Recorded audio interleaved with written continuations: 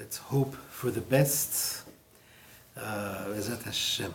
I think, if I'm not mistaken, the last thing that we started was Davar Yavesh. Okay, so Davar Yavesh, dry food. Just a typical example would be rice, chicken, fish, string beans, whatnot. They are fully cooked, okay?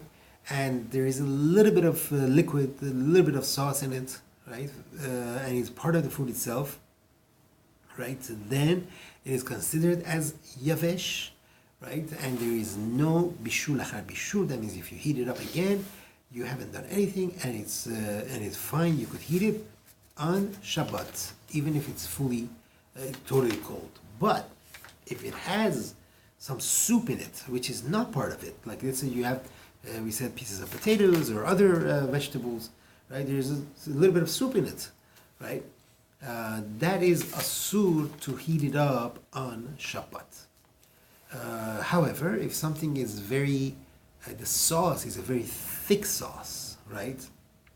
It's like porridge, it's like ketchup, we said, right? Then these are considered our yavesh, right? As long as it was cooked before, then we could go ahead and heat them up on Shabbat. Okay, reheat them on Shabbat. Did we mention the egg? Yeah. Okay, good. So we did this. Now, a food item that has cooled off and now it's congealed. Okay, let's say it had fat in it, whatever it was a thick soup, and now it's cold and it has congealed. What do we say? Is this davar yavesh or is it davar lach? The answer is you have to look at it now. You have to look at it now, and now it's yavesh. It's not liquid. It doesn't pour even. It gets, when you put it in the fridge, so.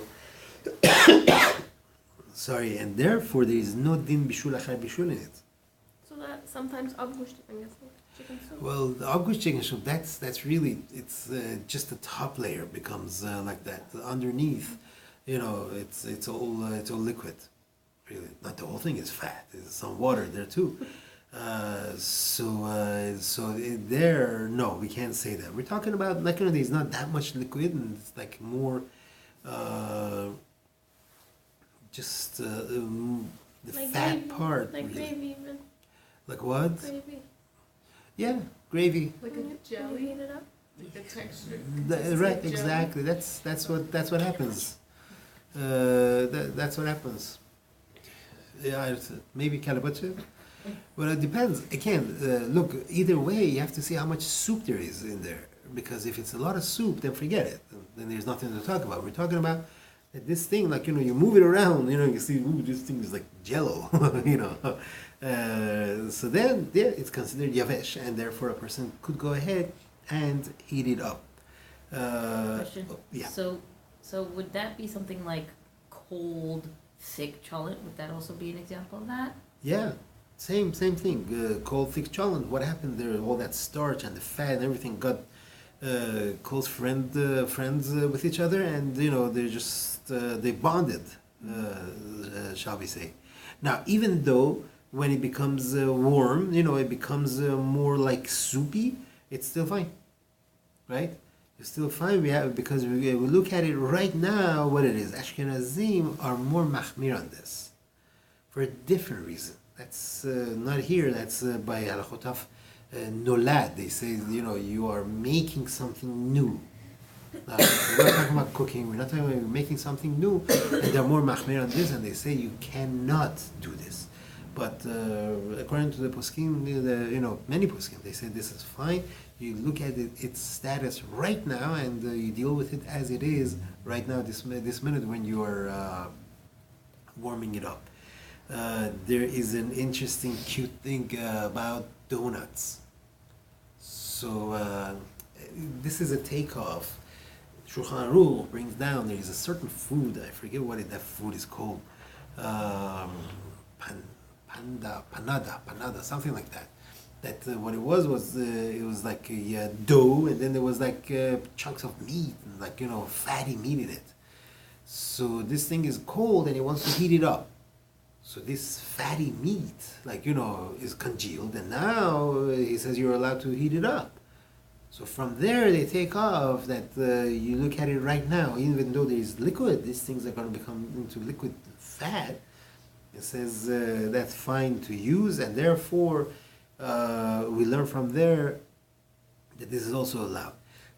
Cute question for Hanukkah, like they have donuts, right? In the donuts they inject jelly, right? So now they want to heat the donuts on Shabbat and eat it. Nice hot donut with hot jelly inside.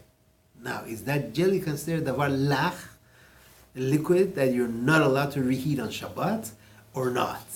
You don't know that. It's jelly. It's inside. It's not liquid. Well, it depends how gooey Very it good. is. Very good. So first of all, the jelly becomes pretty soft. When it's heated, it becomes pretty liquid. It's less than ketchup and other things. It becomes like watery. Second of all, so poskim say it's fine. A lot of You're poskim looking say, at it in the present moment. right? First of all, you're looking at the present moment. Second of all, it's very minute. It's not a lot. So then it's the whole donut. You look at the donut is yavesh. So they're all saying, we just left Hanukkah. But that's like a scenario of chicken or even meat or something with gravy on top. Yeah, the gravy's still minute. Yeah. But you could heat it up. You could heat it up Okay. because it's so minute. So we're looking at the percentage. No, the percentage is hard to know. First of all, the gravy becomes like a part of it. That gives it the heter because it's a part of it. It's like part of the food itself, and it's very minute. It's a little bit, and also it's congealed right now. So all these things they add up, and it would be okay to do. Same idea. Let's say you have sugar cubes and the like, right? And they were cooked already. This is how they process them anyway, by cooking them and shaping them into these cubes. So a person is allowed to pour on them hot water, even though by doing this, he's making them into davar lach, into liquid. You might think, oh no, what are you doing? It's bishul achar bishul. This is liquid. We say you look at it right now. Right now it's hard rock sugar cube, and therefore it is allowed. I think we're just going overboard with this, but it's okay. Let's move forward. A tafshil yavesh, food which is dry and it's fully cooked. Okay, we have to bear that in mind always. When we're reheating the food, you have to make sure that it's fully cooked, because if it's not fully cooked, if it's machal ben derusei, if it's only a third or halfway cooked, and now person wants to heat it up, right? Heat it up, it's actually going to be cooking it to perfection. That is, we said, asur. We cannot do that. According to many Rishonim, we mentioned before, we cannot do that, and that's asur. Now, so this dry food, there is no bishul achar bishul, and also a tafshil lach, right? A liquid food, which is still hot, temperature of yad soledet, well, okay? Which over here also we said there is no bishul achar bishul. We could go ahead on Shabbat and heat these foods up. Now we're going to get introduced to a new concept. It's called mitztamek ve'yafelo. Mitztamek, the real literal translation of mitztamek means that it's getting dehydrated. Ve'yafelo. Dehydrated means that it's the liquid in it is getting more and more evaporated. So the longer you let it cook, it'll settle more, but it's better. It's going to taste better. Thank you. That's the outcome of this. And so we're saying, even though the food is going to get better, it's mutar. Nice. Even though the food is going to get better, according to Shulchan Aruch, the Ashkenazim are a lot more in tune with Mistamek V'Yafelo. Oh no, it's Mistamek V'Yafelo. There's a Rabbanu Yerucham that says this, and the Ashkenazim go after it. And if it's Mistamek V'Yafelo, that means it is it's cooking longer and it gets better. he says that it's a problem. But we say, especially in this case, we say it is fine. Why would it be a problem? Because your cooking is really now accomplishing, right? It's accomplishing that it's getting better, so that maybe this is an added cooking. It's like becoming even more mevushal kol tzorcho. Maybe it's getting to a higher level, and it should be asur. We say no. Once it is edible fully, then we say it's perfectly fine, and you could go ahead and reheat it on Shabbat, and that's what's the good word for it? That development or that enhancement. Perfect. That is overlooked, and therefore we could go ahead and reheat this food on Shabbat. Okay. One prime example: you have a piece of challah. You would like to make toast. Right? Challah is yavesh. Challah is dry. You want to put it on the blech, on the plata, and make toast. Who wants to pass up on a nice, good toast? Based on this, we say it's fine. It's called tzenimin. Tzenimin is toast, and a person could do it, right? And as you said, tadig, right? You have the rice is fully cooked, excellent, and everything. Your tadig needs some kick, because sometimes you leave it there, it gets soggy and everything. You could leave it back on the blech. It's dry, it's yavesh and everything. Let it go until it becomes hard as a rock. Perfect, right? Although it's mitzamek veyafelo, we're saying that it's okay to do, and halachically that is fine. All of this that we're talking about, for sure and for sure, the fire is covered. Okay, fire is covered, and the they want to they want to heat it up with the covered over the covered fire or an electric plata. But if a person wants to leave his pot from before Shabbat, right, over an open flame, okay, wants to leave the pot. Let's say you have rice, like you want the tadik to be good already right before when the Shabbat is enters. You leave it directly on the fire before Shabbat. The food is fully cooked, right? But it's going to be mitzamek veyafelo, right? That means the longer you leave it on the fire, the tadik is going to get better, right? Is that allowed? Very good. That's where mitzamek veyafelo kicks in, because we're afraid. Now, the prohibition is not from the Torah. Chachamim were afraid, being that you have an interest for this food to be enhanced, right? And now you have it over an open flame, and the longer it stays, it gets better. You might have an interest to stoke the fire. You see, oh no, the fire is dying. Let me help it. Let me fix it and everything. That would be, and then he's going to do it, and it's going to be an isur of the Torah. Because of that, in that case, we say if it's food that you leave over open fire before Shabbat, right? Then, if it's going to be mitzamek veyafelo, you can't do that. Is that clear? Is there a scenario where an open flame on Shabbat would be permitted? Yeah, for sure. When the food is not mitzamek veyafelo, and you want to leave it, you don't want to put it back on. Putting it back on is totally prohibited, right? Just because it looks like cooking? That's one reason, because it's mixed like Bashel, and also because of this reason of Shema Yachad Kollel, maybe he'll stoke the fire. Between these two reasons, that would be asur. And that's why, of course, everyone covers the fire before Shabbat. But let's say, this lady, she knows what she's doing, and she wants the food to be over, an open flame, so that it'll stay nice and hot. Not that it's going to get better; it's going to stay nice and hot for the guests to come in. That's allowed. Shehiyah, right? Leaving food over open flame. That's called shehiyah. Leaving it over. That's fine. That they could do, as long as it's not mitzamek veyafelo. But if it's mitzamek veyafelo, then we can't do that. Right?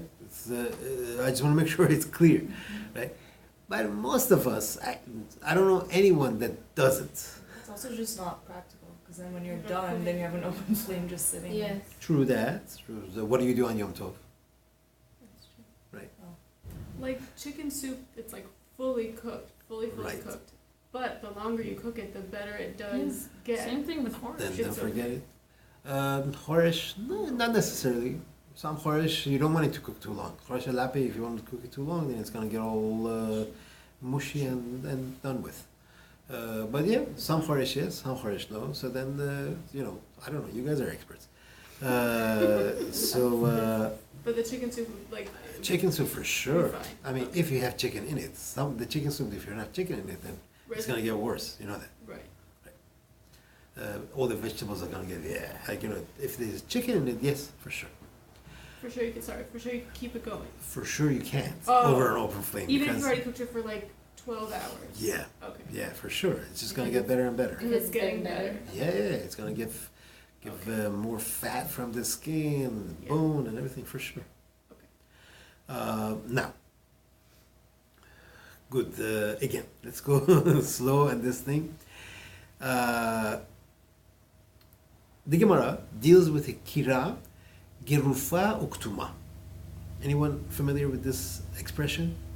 Okay, so they had three manners that they would cook food. One was a tanur. Tanur is an oven. It has a shape like this. Okay, it has a little hole on top for the smoke to go out, and it has an opening in the bottom. And on the floor of it, there was fire. On the floor of this is called a tanur. It's an oven. Some of them have a shelf where they would put something in with the opening, and they would put the food in. It has a lot of heat because in the bottom there is a lot of fire, and it goes like this, like the harems of Egypt, and then so it contains the heat really well, and okay, so that's the tanur. Then you have a kira, right? Kaf, yud, resh, he. What is this? This is like a square type of a thing, okay? In the bottom you put fire. There's an opening where you could put fire. On top there is a hole where you put the pot on top, or some pots would just get inserted in. Okay, that's what it is. There is one that has space for two pots, one that has space for one. Let's leave it at that. So these are the three. One is for one is for two, one is for tanur. Now, gerufa uktuma means like this. Either, so you have a lot of firewood on the bottom, so sometimes it's too much, the food would burn, they would do gerufa. Gerufa means they would be swept. They would have this like shovel sort of a thing, and with that they would remove all the charcoal.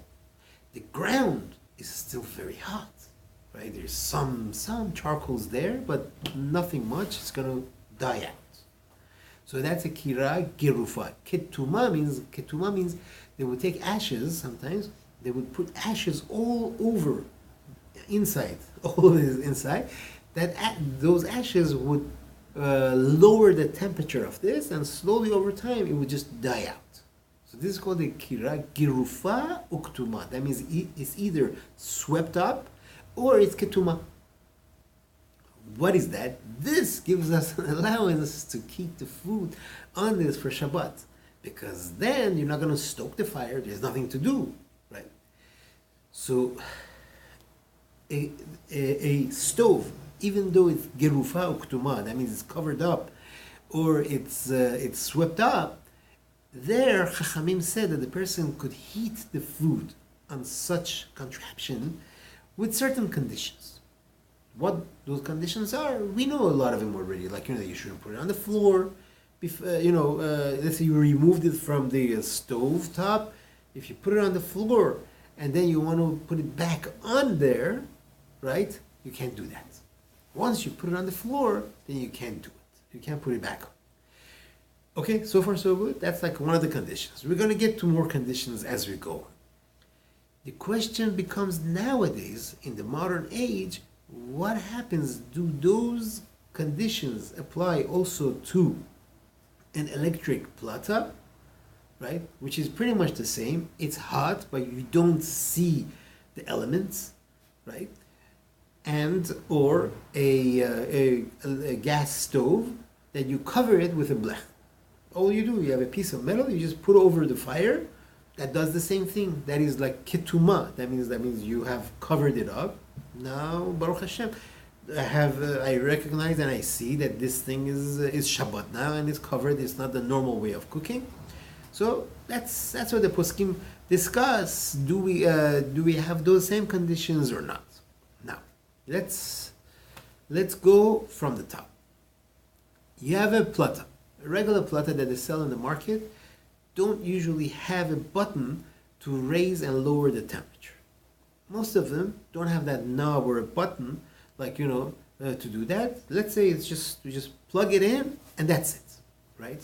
Or if you have as we said, a metal cover, even if this metal cover has tiny holes. Have you seen those? Mm-hmm. Right? Even if it has tiny holes, those holes are great. By the way, they disperse the heat very evenly. That's why they have that. Even if it has that, that's fine. It's still considered, the holes have to be very tiny. As long as it covers the fire, I can't see the fire, okay. Then, if the food is dry, that's one of the conditions, and it's fully cooked, right? Even if it's cold, you could put it on there. Okay?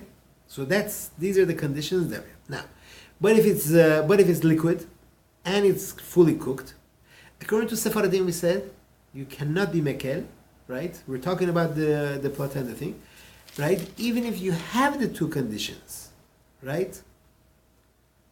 No, only if you have the two conditions, i.e., one is that it has to be shiur of yat soledet bo, the liquid, and the second condition is, right, that when you lowered it from the fire, you never put it on the ground, karka, that means, on the ground. Ashkenazim, they say you need three conditions, right? Number one, that it's not yet cooled off fully. Number two, after you removed it from the fire, you're still holding on to it. Number three, at the time that you removed it from the fire, you had in mind that you're going to put it back on. Okay, so if one of these are missing, then you could still put it back on. As long as you have two of the conditions met, you could still put it back on. Right? That means if you didn't have in mind to put it back on, as long as you were holding on to it, and it's still not cold, that must be they were holding it for a very long time, then you could still put it back on.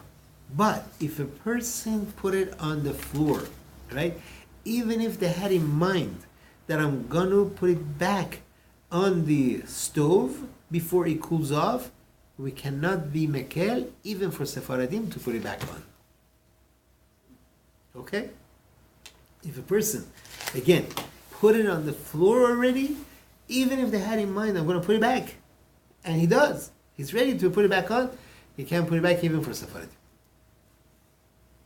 That's a big chidush. Ashkenazim, right? They differentiate. If you remove if you remove it off the fire before Shabbat or during Shabbat. If it's before Shabbat, they are more machmir. If it's during Shabbat that the person removed it, then you can put it back on. According to the Shulchan Aruch, he does not mention this, and we're not so we don't have to worry about it. I'm just telling you, so we should have that information. If you have guests or if you are a guest somewhere and you see them doing some weird stuff, we should know this. What if the person removed it and put it on a chair, or put it on the table, or put it on the counter, right? Is that considered as if he put it on the floor or not? We said that no, it's not, but it's better to be machmir and to put, what's the difference between floor and counter? Floor. One is colder. The floor is colder. The floor is cold, right? The floor is cold and it cools it off, right? There's other reasons also for it, but that's the main reason. And other places is not as, of course, it's not as cold. Because of that, if a person on the floor, it won't help, but on the counter, they say put it like a towel, let's say, underneath, like to be a siman heker as a reminder, and also you won't let it cool off so much. that would be a chumrah, it would be much better. If there is an open fire and he wants to heat the food, can he do that? No. We said open fire is asur, ever to put any pot or anything on it to warm up. But there are some ways to do it.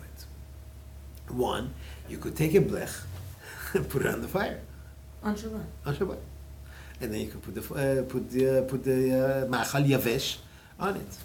Or if you have a lach, something which is liquid, and it's yatzoledetbo, you could put it on it. There's another trick. You don't have a blech. You're stuck somewhere, you don't have a blech. What can you do?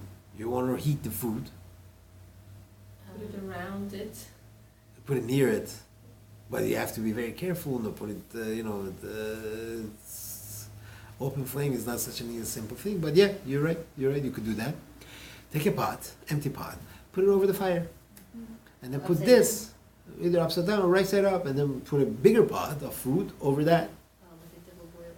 That's exactly what it is. It's called hefsek kedera, that there's a separation of a pot, right? Or if you already have a pot over the open flame, cooking for tomorrow morning, whatever, right? You take your pot now of rice, and you put it over that pot of cholent. That's fine. Either there's food in there or it's empty. Either way, a person could do that, and he could use it to reheat the food. Now, there is a question. Some people say, can you on Shabbat put a blech over the fire? Because by doing so, you are heating up the blech. Part of we mentioned, part of cooking is to raise a metal to such high temperature that it's gonna if you put a piece of paper on the blech, it's gonna get burnt. They said it's fine.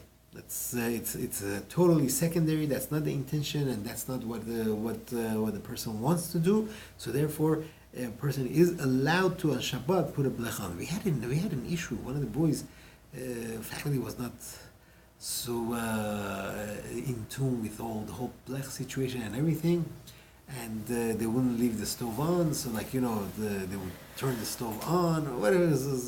He was asking, can he? In a very stealth manner, put a tiny round metal thing over the flame, so he'll cover the flames so that they could reheat the food. So yeah, he's allowed to on Shabbat. But nobody sees it. No, it's big enough to cover the The flame. whole point of it is that there should be a hakara, That's right. That's right. 100%. Let's say you have like a bamboo cutting board, Right. and it absorbed water into it. Right. So it got absorbed into it. Would you be allowed to put a hot pot on top of that?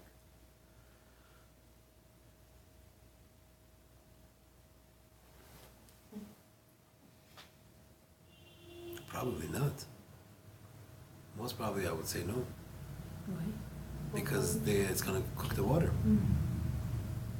Right? Just like if you have it's raining outside, right? You take a coat and you want to put it near the radiator, right? Are you allowed to do that? A wet coat, you're saying. Right? No. It's asur. You're cooking the water in the coat, right? Same thing. But it's not like external. If you know it's there, then I think just off the top of my head, I would have to look into it. But off the top of my head, I would say no, probably not. Now, all of this said, do we have to cover the knobs? Does the blech have to go like this? Or do we have to cover the knobs or not? Really, halachically, we don't have to. As long as you've covered the fire, you don't have to cover the knobs. It's better though to be machmir, to cover the knobs too. Right? This was all about a plata that does not have a button to raise it or lower it. If you have a plata, if there is a hot plate that has that, then we're in trouble. According to Rav David Yosef, he says that a person should you have to put a blech on it. On the electric plata, you have to put a blech on it. But that's only if it's normal to cook on this thing during the week. If it's not normal to cook on this thing during the week, it says on the box, it says Shabbat plata. It's used for Shabbat, and you only use it. It's only used for Shabbat. Then we don't need to put a blech on it. But David Yosef says, Even if it has knobs, you're saying? even if it has knobs. Normal for you to cook on it? For during anyone. the week, or anyone? For anyone. Normally, people you go to the Judaica store and you buy a Shabbat plata, right? It's a Shabbat plata. It's used for Shabbat, Yom Tov, and people don't normally cook on it. Maybe there is a certain situation you have a lot of guests, like you don't have enough stove space, and you use this. That's not the norm. That's not a normal usage of it. That's fine. But normally people don't incorporate this in their kitchen utensils. That oh yeah, I got my hot plate that I use. It's not normal. But if it is, he says, if it is the derech, it is the norm to use it, then he says it's better to go ahead and cover it with an added thing. He writes that just to put a layer of aluminum foil won't do, because that's normal. People want to keep it nice and clean. They put a piece of aluminum foil over it. He says if you double, triple, quadruple it and do it, then it's fine. Defeats the whole purpose. When you put the when you're trying to cover the flame, moving the fire is okay. Yeah, I know. That's fine. What? Cheers? Because when you put the blech on it, the fire gets spread out, right? Yes. The fire was facing up, and now you're flattening it. That doesn't really change anything. We're talking about the gas. The gas flow remains the same. Nothing happens to it. That's fine. Even if sometimes I open the door of the oven and on Yom Tov and I close it, and it's kind of like it shortens the flame and it goes up. So that's not a problem. No, shortens the flame. That means the flames move. Kind of like. If the flame moves, fine. Yom Tov is a little bit different also. I see it on Yom Tov. I don't see it on Shabbat because it's covered. On Shabbat we don't do it, except for if you want to put the